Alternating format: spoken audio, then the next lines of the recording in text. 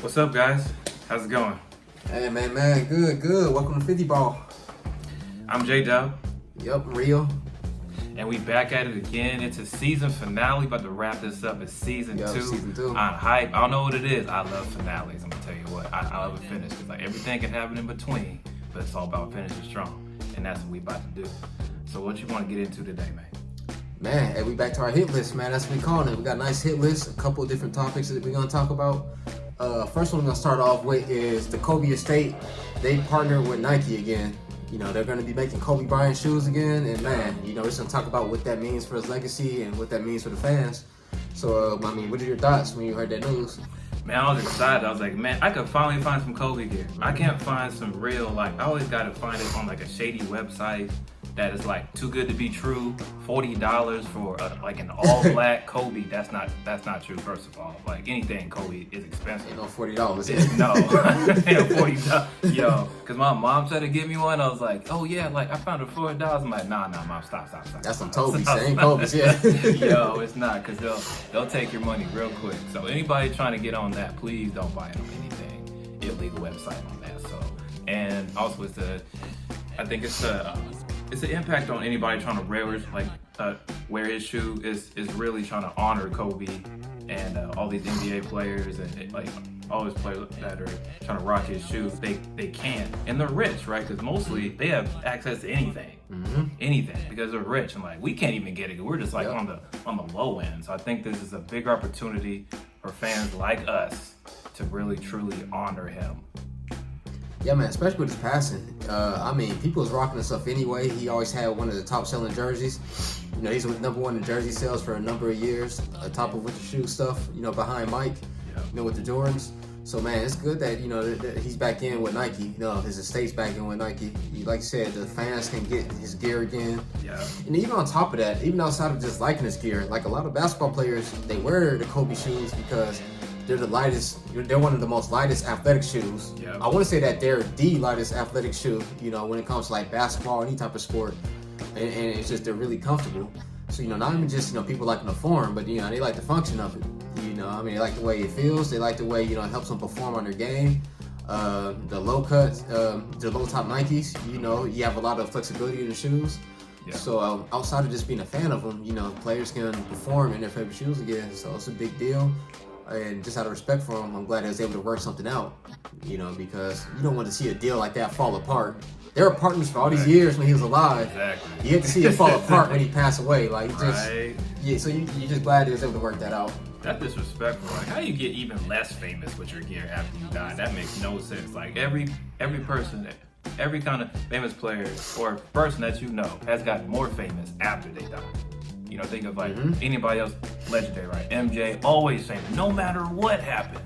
Tupac, Biggie, all these athletes, Jordan, he don't even play anymore. He's still alive, obviously, but it's been years since he's played, but people forever getting Jordan draws, cologne, like everything, man, everything. Why can't Kobe get that? And they were tripping, man. Whoever was working with his estate originally when that deal fell apart, like, they need to be fired because, again, how do you mess up with that? Like, when somebody passed away, man, that's, unfortunately, I mean, we're talking about the business side of it. That's when you see, like, new stuff coming out. Yeah. Like, how do you not give his estate anything that they want? Like, it's not gonna sell. Exactly. It's not like they're gonna tell you to do something or make a shoe or a clothing line or anything that's not gonna sell. Yeah. It's gonna sell. Like, how do you drop the ball when that happens? So I don't know if somebody behind the scenes got fired or what, but yeah, somebody need their shoulder tapped on and need to be talked to about that, because that deal should never fell apart. Like, that should have gave the Bryant estate anything they wanted, you know, at the beginning of this. It should never came down to them falling apart. But it's good to see that they came out together. Hopefully Nike learned from the mistake, because it was definitely a mistake. Yeah. You know, I don't care how you try to spin it. They lost out on money. It was a mistake. Oh, that is. You know, so man, I'm glad it came to the senses. They had, you know, I was trying to think of the word. Dennis Schroeder dropped the ball. Okay, like they dropped the bag. Like, I don't know if anybody know what happened with all, like, Dennis Schroeder reference, but he could have had a big deal with the Lakers, and he he chose to not get it. And then when he passed on that deal, no one gave him any deal close to that. So, long story short, didn't want to get in too deep on that, but you know, for those that didn't like understand the reference stuff, they dropped the back on that one. So I don't know. So what's next, man? What you got? Second on our hit list was it was this a couple of days ago. It was this chick. She went to the hospital. Yeah. Because she had trapped gas. Farting chick. Yep, the fart or the non-fart chick, we can call her that. You know, like she didn't fart. So the story behind that was it was this chick. She went to the hospital, and she was, I guess, having these stomach pains. And the hospital found out that she had trapped gas. Yeah. And she had trapped gas because she didn't want to fart in front of her boyfriend. So you know, my thing is like, man, when do you think is an acceptable time to fart in front of somebody like that? Because it sounds newish. It sounds like a new relationship where you don't want to fart in front of them. Right. You know, so I'm just like, man. It's not like she did it too long. I don't know.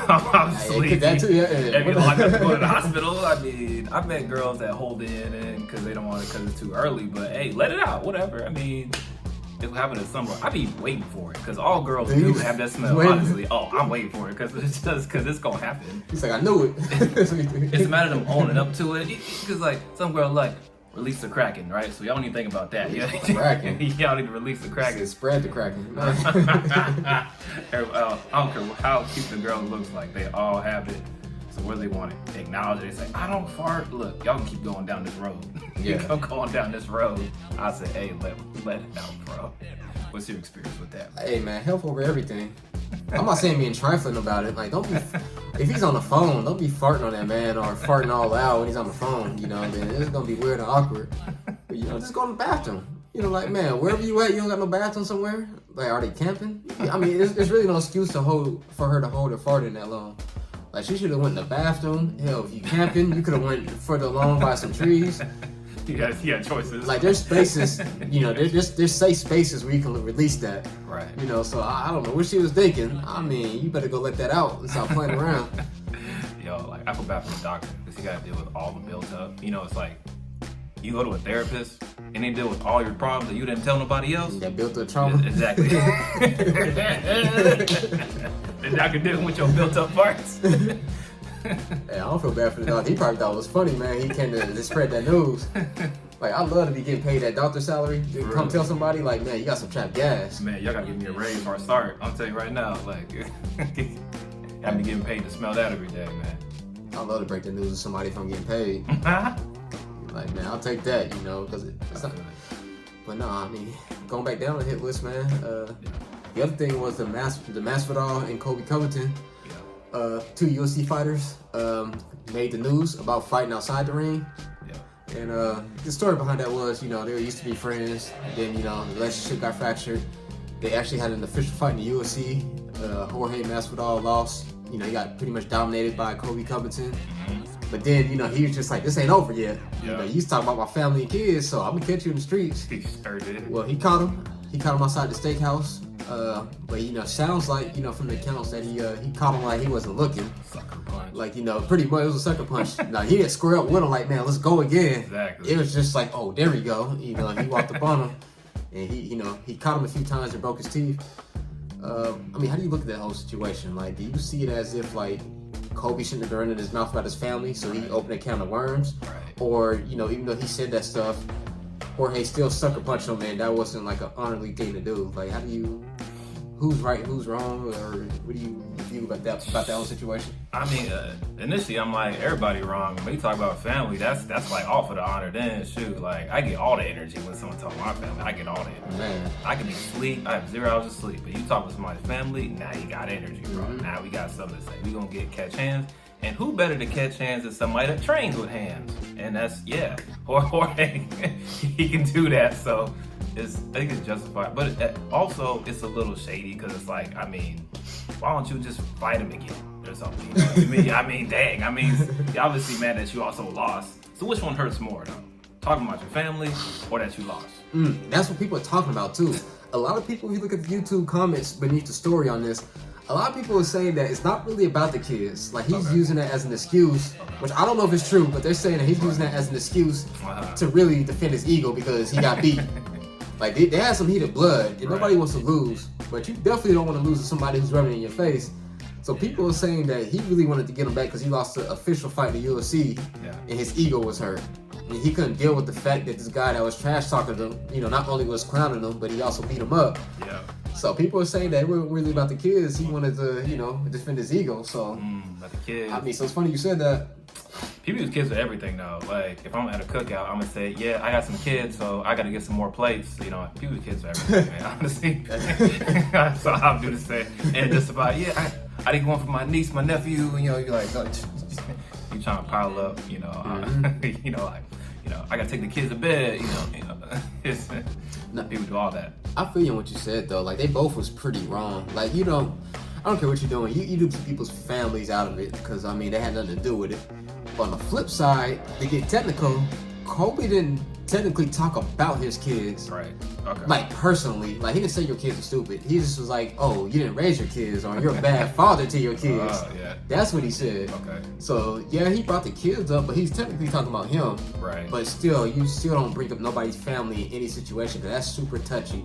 Like as soon you can be at work, but if somebody says like, "Hey, your mom," your attendance already going up. Yeah. It's over there. Like even if you don't think they're gonna say something bad, they got your attention because they said your mom or your dad, or your kids. So that's just something you just don't bring up, you know. So you can't talk that street stuff, you know. Then when it goes to the streets, you want to press charges. Yeah. At the same time, with Masvidal, it's hard to brag about punching this dude, you know, to win. It wasn't like a fair fight. Like he can kind of brag. Kobe can brag about beating Masvidal because it was a fair fight. It was eye to eye combat. Let's go 1, 2, 3. Exactly. But then you can't brag about punching him when you sucker punched him and he wasn't looking and you didn't even knock him out. I mean, I would brag.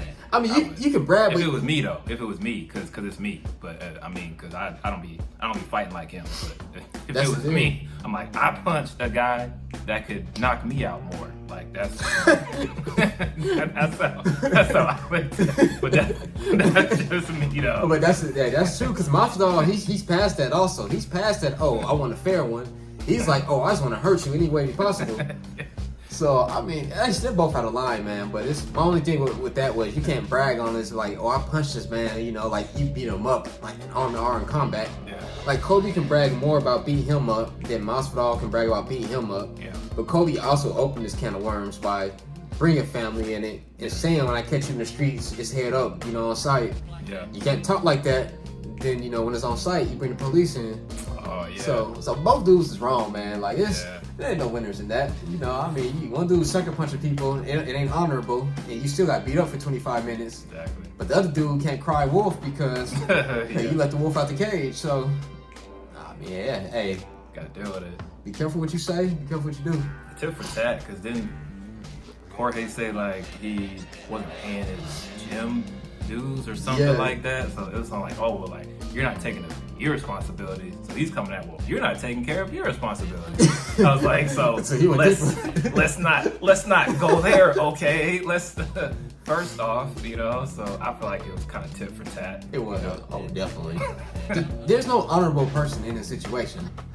Like, I mean, you can take sides, but to say that either one, you know, had much reason. Yeah. They both had the reasons, man, for different reasons, and nobody knows the full backstory was true. I mean, we heard the backstory, you know, about it came from him not paying the gym trainers. I mean, we don't know that, man. People, she say, you know, we don't know the agreements. So, man, both dudes, man, they're mudslinging. That's just classic mudslinging right there. Right. Just one, you know, they kind of threw more mud than the other, you know, but you know, it's kind of like there's no end to it kind of thing. It's like once somebody does it and the other one wants to get it back, so no one wants to be the one to be the last one slanging some mud, you know, because you don't want to be the one to say I didn't sling back. So maybe he keeps trying to say, well, like I got mine still, even though you get me. I feel like it's kind of like two kids.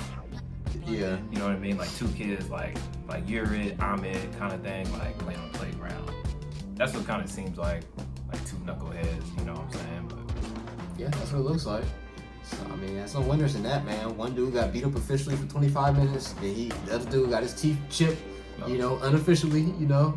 So. Oh, they're definitely winners because the dentist won. The dentist like, oh, yeah, thank you. Hey, I wish you lost your tooth. Now I got it. I'm telling you. So whoever gets to see him probably is thankful. Oh yeah. Might have won that. Yeah, it's back and forth, man. Because like you said, the dentist getting paid, but he's gonna sue him for sucker punching him, and but you still got your tooth broke. So, hey, man, it's an ugly situation. You know, a lot of times when you fight a guy, you're supposed to get the steam off, and it ends there. But these guys don't fight, and probably just made it worse. It didn't end there, so.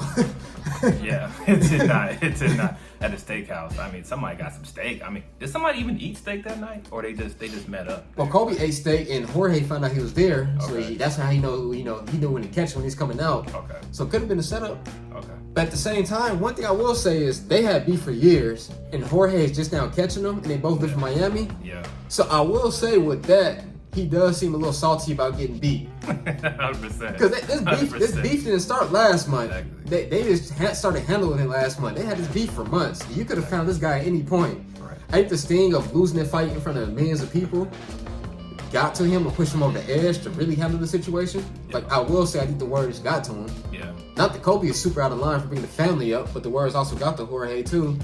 So Double negative. to say that him getting beat doesn't matter, it definitely makes a difference. Like, he felt that in his ego. Oh, yeah. Like, he felt that in his soul. Like, he's mad that he lost. 100%. Because had he won the fight, I guarantee you he would have shown up at that steakhouse. 100%. You know, so- I tell you, like, I mean, if he showed up, he would have been eating. He wouldn't have been trying Exactly. to fight. Yeah. He would have been dining. Instead of dining, you over here trying to dash him in the face.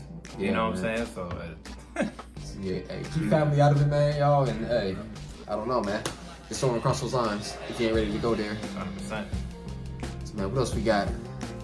Got the Kansas City Chiefs traded Tyreek Hill to the Miami Dolphins, man. That's a big headline, bro. What was your thoughts, man? So we talked about this a little bit. For one, the Chiefs is out of their dang mind. I don't know what they was thinking trading Tyreek Hill. You got a young core, but at the same time, I know you talking about he wanted more money. The receiver economy changed in the NFL with Devontae Adams getting that mega contract with the Raiders. Yeah. Pretty much Devontae Adams is the highest paid receiver in history, and then that changed the whole market for receivers. So with Tyreek Hill in the middle of his negotiations, that came into play. Yeah. So he found a team that was willing to pay him more. So I guess the way I looked at it was, he went to a lesser team. Like, I don't care what fan you are, who you The like. Dolphins fan, sorry. I mean, the Chiefs they've been better off than the Dolphins, way better off than the Dolphins. So he went to a worse situation in terms of success, but he's getting paid more money. Right. So I looked at it as if, how would you approach that? Where you have opportunities to where you may not get as much shine or you may not even get as much happiness, but you get more money. Like, how do you view that trade-off? Is it reasonable? It's reasonable for him. It's reasonable for his pockets. I don't know if it's reasonable for his production on the field. He's producing his bank account, his checkings and savings. I don't know where he tries to put it, checkings and savings, but I would definitely put in savings depending on how he be getting in trouble sometimes. He low-key be getting in trouble though. Tyreek do. Like, it's nothing big like, Deshaun, messing with 22 times the masseuses he be but he be low-key getting in trouble. But like, to answer your question, I mean, it's always good to go for the money, man. It's always good, because we're over here trying, like, we have our normal jobs, and if someone gives you a big raise, you're most likely gonna take it. Especially if it's the most money you ever made in your life. You know what I mean? If you never made $100,000 in your life, and somebody offered you that, you probably take it, right? Right. You probably take it. But if that company takes you, and that doesn't mean that your success is better. Now it's the thought of, what do you value more? You know what I'm saying? What kind of legacy are you trying to set for yourself? Because obviously you do want to make money. So I'm not saying that you should try to go quit your job. Stop. I didn't say that. But I did say, keep your job, stay in school, stuff like that. That's a PSA, all right? We do advocate positivity on this show. But I say it's like a little bit of both. I think, but for Tyreek's case, you go to Miami, your quarterback is a downgrade. Right? Huge downgrade. You go for Pat Mahomes, he's arguably the best quarterback, and you're gonna play with Tyreek. I mean, not Tyreek, with Tua, right? So, I don't know. What's the equivalent, right? If you're trying to, work for Google and you, I don't know, what's below Google? I don't know. Bing? I don't know. You're trying to... I guess the equivalent to that would be like... Just do some work for Bing? Say you got a job with Google, right? Yeah. To the normal people, like us, we're not celebrities. We don't got no $170 million contracts. We're just normal people. Say you at Google and you're making like $180,000 a year. But then Amazon comes along and they offer you like $230,000 a year. So you go from $180,000 to $230. It's like a $50,000 jump. That's a lot of money, you know, for anybody, especially, you know, people that aren't, you know, wealthy. So it's almost like, you know, you're leaving Google, which is a good company, but say you're in a position at Amazon, you're going to be working more hours. You're probably going to be a lot more stressed out, heavier workload. Your work-life balance might not be as good, but you get more money. Got the money. That's kind of how I compare it to, you know. And I just like, it depends on that trade-off, man. It's just like, how much you value the money versus success and happiness.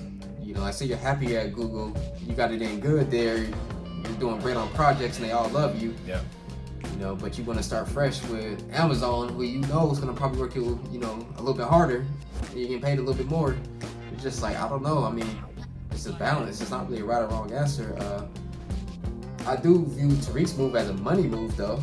Yeah. I mean, 100%. Which I'm not saying it's a bad thing, but he's not going to be better off with the Dolphins, man, over the Chiefs. Like, he's won a ring with the Chiefs. Exactly. And I'm sure that factored in. Like, he's already a champion. Right. So he's probably already solidified with success in his mind. Exactly. So he's going to get paid. Exactly. So I'm not mad at that, but a lot of things like that come into play when you make those decisions. I think with people, even when they feel like they reached their peak, now you feel like, now I just want money. Yeah, exactly. Now I just want money. But some people, like, I think that reaches your point is like, how much is enough for you? You know what I'm saying? What does your peak of success look for you? Is it just one championship, right? If it's not like the Super Bowl, what's your Super Bowl? You know what I'm saying? What's your NBA Finals? You know, what's your World Series? What's that to you? And when you get there, what does that mean for you? Is that enough that you got there once? Because for Tyreek, obviously, it's once for him. And then he got the one ring. And he's good. He just want to go get the check. Right. Dolphins ain't coming back. I'm going to tell you right now. It's a bold prediction. Maybe it's not. Dolphins not going to Super Bowl. That's my bold prediction. What do you think? It ain't bold? What do you think it's probably? Nah, that ain't bold, man. I don't think nobody got him going to the Super Bowl. I think he makes him a little bit better. A little bit. But also, I think he was better on the Chiefs. So, nah, man, ain't no Super Bowl. You know, but he's getting paid more. So. But the way he might look at it too, which it was just kind of hard to judge the situation, because people always are in the athletes' pockets too, saying, "Oh, guys need to take a pay cut so they can pay the other players." It's easy for us to say that, "Oh, you got $150 million, take a pay cut for $20 million so they can pay other players." Yeah. But I'm not in a position where I'm getting that type of money. Like, I might get $150 million, but I still want $170 million. Like, I want that extra $20 million. Like, it's easy for us to say turn that down. But also, you know, I'm in the real world. If you say, "Hey, Mario, I want to cut your pay per hour by $5 to pay other people," I ain't feeling that. No, so I mean, not happening. Maybe, man, the money is probably the driving force for him at this point, because what's different between him and, you know, people like working jobs is, and I could be wrong, but I'm assuming he's working his dream job. Like, I'm assuming he loves the NFL. I could be wrong, but Tyreek Hill, I think he loves the NFL. I think he loves playing in the NFL, and he loves football. Yeah. And he probably looked at it as if I'll play football anywhere as long as they pay me right. Yeah. Because that might just be his dream. He's already a champion, so he probably just be happy getting paid and playing football. Can't be mad at that, you know. But it would have been cool to see him stay with the Chiefs. It's true. I mean, it could have been worse. If he went to the Jets, I'd really clown him for that. But he went to, because they're really not close to doing anything. But he went to Dolphins. It's kind of like middle, like they're working hard, but you not really going places, you know. But you working hard though. Yeah, you working hard. So I ain't gonna diss Miami fans out there. I'm sure they're gonna be in the comments right now. Look, the Dolphins, you'll be all right. But we're saying, like, I guess, what do you value more? Because sometimes, like, if your ambition, like mine, for example, my ambition drives much more than one ring, right? So you're not trying to just get your money, but you're trying to have as much success as you can. And you want the place that you go to continue your success. You don't want just a raise, but you want to still, you know, make your own legacy, pave your own path. You know? At least you should want that. But if you just want to make a lot of money, I'll say, for example, you can just work for what? You can drive a truck, right? Make a lot of money. But who wants to drive a truck? Raise a hand. Somebody want to drive a truck? You know, and make a lot of money. Right. Will that help you?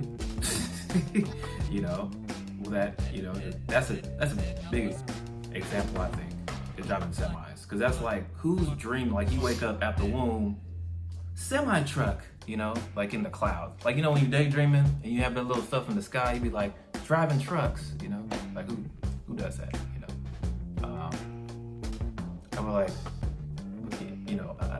I think in my mind, I think that most people want to see themselves in a place that they've never been before. I think that's what drives people the most. It's somewhere you've never been before. It's like Paris, right? Everybody wants to go to Paris if they haven't already traveled already. They were not talking to you. But for people that don't have the money to go anywhere, because it's somewhere you've never been. But if it's somewhere that it seems like you can get it every day, I don't think is as attractive to people. If you're trying to go to Walmart, Kmart, any of the marts out here, I don't know, right? That could represent your everyday opportunity. But those few opportunities that you get to be the best person you can be, I feel like that's something you need to take hold of, and like for Tyreek, it's like arguably, I think his numbers could go down. Yeah, I think so.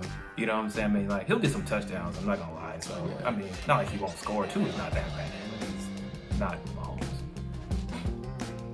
Yeah, it makes you question, where's his happiness? Like, is he already happy with the way things are going in his football career? So he is, like you said, chasing the bag? Yeah, I mean, to answer the question, I guess I'll say, it's a balance. There's a lot of nuance to that, those type of questions, but happiness is kind of hard to put a quantity on that. Yeah. You got people with money, and you look at celebrities, these guys are, a lot of them end up dying in nice places and nice hotels, and, just due to being stressed out and unhappy. So, definitely money doesn't bring you to happiness, but it can help you with the resources to get there. 100%. It's I think it's kind of easier, man, to have that independence of money, a whole lot of it at that, and try to find a way to happiness. But it's definitely not the core of it. So it just kind of depends on where his mind's at. If he's just happy playing football, then it's a win for him. But I'm with you, man. If I want to chase success, and I'm already happy in that place as is, right, you can always make money back. Right. It's hard. As crazy as it sounds, it can be hard to generate happiness. Like, if you're happy in one place, right, don't mean you're gonna be happy somewhere else. Like, it can be hard to generate happiness, man. That's just real.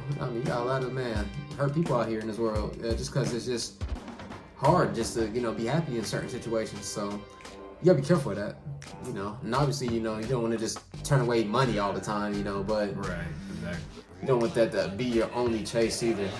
Because you can have that money and just be unhappy, and it don't mean anything. So that's kind of how I end that.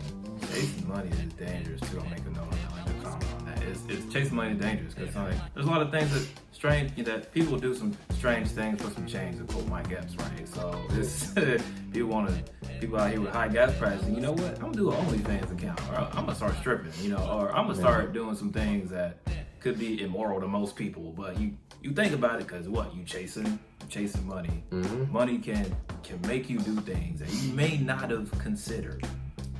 You know what I'm saying? And it could be embarrassing for you or your family or your kids or anybody else that's important, around you. So it's like, you gotta take that into consideration. That's real. You know what I'm saying? Not just money. These about like long term, short term. People gotta think about that. This is a message for you to think this through. The next time you get offered big money, what is this job gonna mean for you? Mm-hmm. That's what I was saying. On any level, no matter rich, poor, in between, middle, it's something we all gotta think about. Exactly. So, man, what's our final topic, man? Or we gonna call it a day there? Or you got one more? Kyrie. Yes, that's good. We're bringing Kyrie. So, the mayor of New York, Eric something, call him Mayor Eric. He's gonna be called Mayor Eric because I don't remember his last name. So, Mayor. Andrews, Eric Andrews, or is it Eric? I don't forget, man. It's multiple choice because I feel like Eric. Hey, the man Eric. my man Eric. See, I'm way nicer than how KD did it. He kind of he called him out in the press conference and kind of do him. So I'm way nicer about it. So, but Mayor Eric, so he lifted a mandate, right? So the vaccinated athletes can now play at home games, and that means for all of New York, obviously, there's 1 million New York teams, like the Brooklyn Nets, for example. So it means Kyrie Irving. So, but the real question for this is not just they lifted the mandate, because who cares that much about what's going on in New York unless you lived it yourself. Then shout out to New York. Is did Kyrie win this fight with New York? I guess, and how do you view Kyrie Irving now that he's? I mean, he didn't go to jail, but he was kind of like he was limited. Yeah. So Kyrie, he's only able to play home games or away games outside of New York because of the mandates. They wouldn't let people like him who are unvaccinated play in games. Right. So now he could play. I mean, I say it's a win for his cause. I mean, I give it to him. He stood on his morals, his principles. He sacrificed it. And one thing I'll say, I may not agree with somebody, but if you're willing to stand on your hill and die for whatever your cause is, I respect it. Yeah. But I think a lot of people get misconstrued, about what people who oppose him, not playing home games because he's unvaccinated. It's not that people oppose him because he necessarily didn't get the vaccine. I think it's just a lot of people is kind of going against Kyrie because this was yet another reason for him to not play in games. Like, this ain't the first time that he has not played in games that he was healthy in. Like, we ain't talking about no virus. I'm talking about he's fully healthy, but he hasn't played. Right. And I think that's what a lot of people was upset with him about. And even Stephen A. Smith. I don't agree with everything Stephen A. does or says about Kyrie. Right. But I think a lot of people misconstrue what he says about him. Right. He's not saying that he's mad at him for standing up because he doesn't have the vaccine. So he's standing up against being forced to take it in order to play home games. Yeah. He's just mad at him for saying that, hey, this is just another reason he just ain't playing. Exactly. Like, if it wasn't this, he'll be having another reason, he wouldn't be playing these games. Exactly. Which people can't be mad at that because it's true. Like, before coronavirus, he missed a game because he's on a Zoom call, for a cause, which, again, that's cool, but it's just like you're still not playing and you're healthy. Yeah. So it's a win for him standing up against, getting the vaccine. Right. But for the grand view of things, for the fans that had a full view of what's been going on with Kyrie and the Nets, it doesn't change anything because nobody was really against him for not taking the vaccine. It's just like, it's another reason that you're not playing. Like, before the vaccine stuff, this guy was healthy. He wasn't playing. His first season with the Nets, he didn't play at the end of the season because I think KD was out and weren't they a playoff team still? Or Yeah. I think they might have missed the playoffs, but he didn't play at the end of the season. He was healthy. Right. And a lot of people are saying he pretty much was holding out for KD to get back because KD was still rehabbing from the Achilles tear. Yeah. So, he didn't play then. And then, he missed the game and he didn't tell the coach where he was at. So it's game time. Coach don't know where he's at. Hours later, fans find him on a Zoom call with a town hall meeting. But he's healthy. He's not playing the game that he's getting paid for. So that's why a lot of people oppose him. Nobody is saying nobody is forced to get the vaccine. Right. It's just when you want to make that stand and you have his track record of missing games, it just don't look good. Exactly. I think he definitely won against Brooklyn, the team, like the franchise and the city and the whole NBA because he got his way. Yeah. He got his way. I don't look at that as just like, oh, because he's unvaccinated, trying to make him take a shot. I saw it as him getting his way. Because it's like you said, he finds a reason to miss games for any number of reasons. He said, well, we're going through a lot in the world. I'm going to just disappear and no one can find me. You know what I'm saying? And he'll do that for days at a time. That's why I always thought he's the most toxic player in the NBA. Because he can be gone for any reason. And it has nothing to do with COVID. He's just absent. So when it came, it was convenient. Yeah. Oh, I don't want to take a shot. I don't want to take it because I believe in this. He don't believe in nothing. He just don't want to be told to do anything. So when he has a moment to be selfish, he'll do it. And the whole team will be there to play, and he won't do it because he wants people to bend to what he wants to do. Because I'm Kyrie Irving. I'm the star. I'm above the team. I'm above the league. So you should do what I want to do. You should let me play because I want to play. But it'll be on my terms. So I'll only play, away games. Because that was convenient. It was a way to miss games. And he wasn't fighting it. To me, if you're fighting to play, you'll do what you need to do to play all the games. But when he couldn't, he didn't do anything. He's like, oh, well, guess I can't do it. Guess I can't play more games. So I feel like he got his way. I view him, maybe view him as just selfish. Just selfish, you know. Yeah, man. I mean, it's a spotty track record for sure. And we're Kyrie fans. Ain't like we hating on him or nothing. We want to see him play, you know. But before this, we didn't hate this guy though. Like, man, we love to see him play, you know. Like, I don't, you know. Again, we're not biased to where just because we like somebody, we're gonna agree with everything that they're doing because his record is spotty, man. And one thing you touched on was, you know, him not wanting to be told what to do. Don't know if it's true, but I remember it's like a year and a half ago or 2 years ago, there's an article that came out and it said that I think he was doing a team photo shoot with either the Nets or the Celtics at the time. But it was a team photo shoot to where the whole team was taking a photo, and he had a hat on. And the photographer or somebody asked him to remove the hat. And he was just like, nah, just Photoshop the hat out. You know, so it's a small thing, but still, it's still one of the things of just like, man, like even the smallest request to be convenient to the whole team, it'd be convenient for the whole team to take the hat off and take the picture. It sounds like he didn't do it. Again, that ain't me saying it. That was an article. I don't know if that's true or not, but if that is true, it kind of fits this narrative of he don't want to be told what to do. You know, and it's hard for a guy like that to be, you know, if you're the leader of the team, you yelling at guys about sacrificing. Like, I don't care what you was out of, you know, like, say somebody's out of work for health reasons, but then they come back and a month back within a return, they're just like, oh, you need to be dedicated. You need to show up every day. Even if you had a valid reason or not, the fact that you ain't been there at all, it's hard for you to have that attitude of like, you know, trying to be a leader and trying to tell dudes what they should be doing and they should show up and be ready when you just got back. You know, so that's, man, a lot of people's issues with that is just like, man, it does sound like he don't like being told what to do no matter what. On top of just like, man, just missing these games when you're healthy. Because it's a short game, man. I mean, it's a short career for these guys and you want to maximize it the best you could. Obviously, if you're going to make a stand, then so be it, but this ain't the first time you miss games, so that's a problem. Exactly. You can't ignore a guy's track record. You can't do that. That's why I'm saying this is not because of the COVID. This is not the shot. He does this all the time. Yeah. This is just the most convenient thing ever he'll use to miss a game. And I respect his talent, but I don't respect the way he operates as a professional. To me, he's unprofessional. He's super unprofessional, but he's really talented when he's on the floor. And obviously he's box office because he dropped 60 like a week ago. So he's box office for sure. But I think to our point, this just proves more so, like he's like, well, I'm just gonna wait, basically, like in his mind he says, I'm just gonna wait until like New York bends to what I want to do. Even Brooklyn, I'm saying like he won against Brooklyn because at first they weren't letting him play.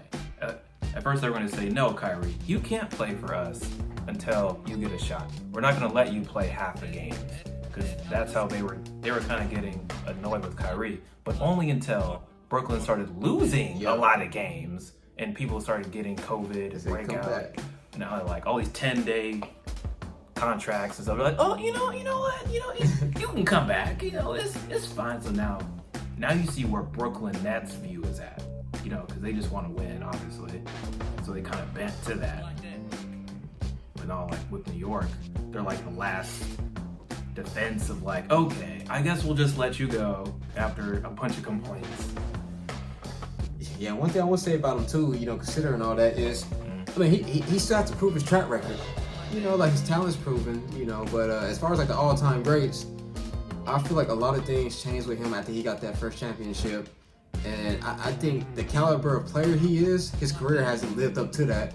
He still has a lot to prove, you know, in the leadership department, in reliability department. He has a lot to prove still to match his talent, you know, with his presence. Like he needs to get his presence to match his talent, man. And that's why you don't hear people say that, you know, he's one of the legendary point guards of all times in terms of like top 5 of all time, you know, just because he has the talent. Yeah, he's dang sure a top 5 talent all time with point guards, but as far as career-wise, he got a spotty record. I mean, there's ain't no way around that. You know, ain't no way around that. Ain't no excuse for it. Because you got other talented guys that did show up. Exactly. So you just can't, you know, surpass those guys with a guy like Kyrie. Exactly. You know, like he has to prove it. You know, those dudes went through the slumps. He's fresh. Like, hell, that 60-point game was super impressive. Exactly. It was, though. But he's been training the whole offseason. He hasn't been going to the grind, you know, for full season. He's fresh. Exactly. He's a professional. You know, I mean, I'm not saying he can't score 60 because, I mean, he's capable of it, but he's fresh. Like, a lot of people keep saying rhythm and this and that. But that man had never stopped playing basketball in his off time. He still was keeping up on his game. You know, like, I didn't think he was going to come back trash when he came back. But, you know, he's well rested now, and he just has to prove himself in terms of reliability. Exactly. That's my thing on him. That's true. That's what I would say, too, yeah. Yeah. But yeah, man. That kind of gets when kind of went through a rundown, man. Is there any kind of final thoughts you want to lay out to the crowd before we kind of Nah, man. end the season? This is our season 2 finale. We'll be starting on season 3 soon. Yeah. We're just gonna close this one out, review some things, and try to come back stronger for season 3, man. So, man, thanks for checking us out, man. Look for us on Facebook, YouTube, 50 Ball Podcast. You know, Absolutely. J-Dub, Rio, man, we here for y'all. Exactly. Release that fart now. All right, go ahead. Yeah, let it out. Take it easy. All right.